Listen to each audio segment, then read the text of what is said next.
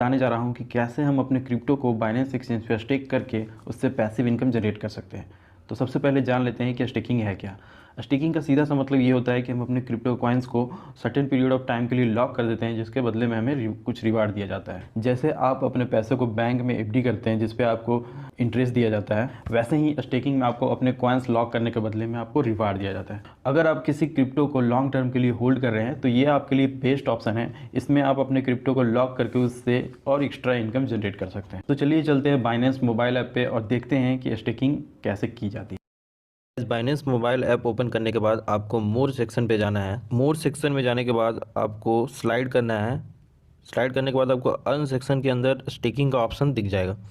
Staking में दो option है, normal staking and DeFi staking. तो इस वीडियो में हम नॉर्मल स्टेकिंग करना सीखेंगे। तो अब आप देख सकते हैं कि यहाँ पे बहुत सारे कॉइन्स लिस्टेड हैं और सभी कॉइन्स के एनुअलाइज इंटरेस्ट रेट डिफरेंट हैं। तो आपको जो भी कॉइन स्टेक करना है उसे आप सर्च सेक्शन पे जाके सर्च कर सकते हैं। और याद रहे कि जिस भी कॉइन को आप स्टेक करना चाहते हैं वो आपके स्पोर्ट वॉलेट में होने चाहिए। तो मेरे स्पोर्ट वॉलेट में कुछ केक कॉइन पड़ा हुआ है जिससे स्टेक करके मैं आपको आज दिखाऊंगा। तो अब आप देख सकते हैं कि 90 डेज और 60 डेज का प्रोडक्ट सोल्ड आउट है। तो हमारे पास 30 डेज का ऑप्शन बचा हुआ है।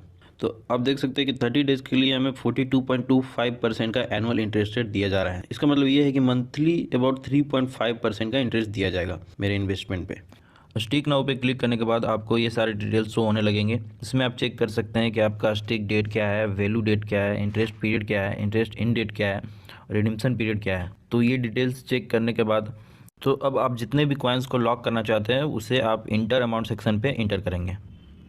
इंटर करने के बाद आपको सर्विस एग्रीमेंट साइन करना है। उसके बाद स्टेक कंफर्म करने के बाद आप देख सकते हैं कि मेरा कॉइन लॉक हो चुका है। अब मैं अपने वॉलेट में जाके अपने कॉइन्स को चेक कर सकता हूँ।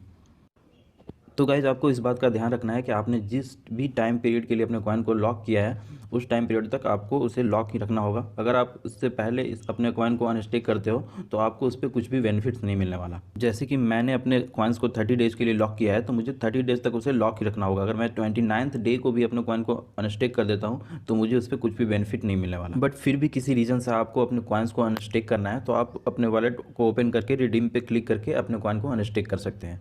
बट वो कॉइन्स आपके वॉलेट में आने में 2 से 3 दिन लग सकते हैं। तो आपको इस बात का ध्यान रखना है। तो गाइज किसी भी कॉइन में स्टेकिंग करने से पहले आपको अपना रिसर्च करना बहुत ज़रूरी है, क्योंकि एट द एंड प्रॉफिट भी आपका होने वाला है और लॉस भी आपका ही होने वाला है। ऐसे तो बाइनेंस पे सारे अच्छे प्रोजेक्ट लिस्ट किए जाते हैं बट आपको रिस्क फैक्टर भी साथ में लेके चलना है। गाइज अब आप समझ गए होंगे कि कैसे आप अपने कॉइन्स को स्टेक करके उससे पैसिव इनकम जनरेट कर सकते हैं। इस वीडियो को यहाँ पे समाप्त करते हैं, मिलते हैं अगली वीडियो में।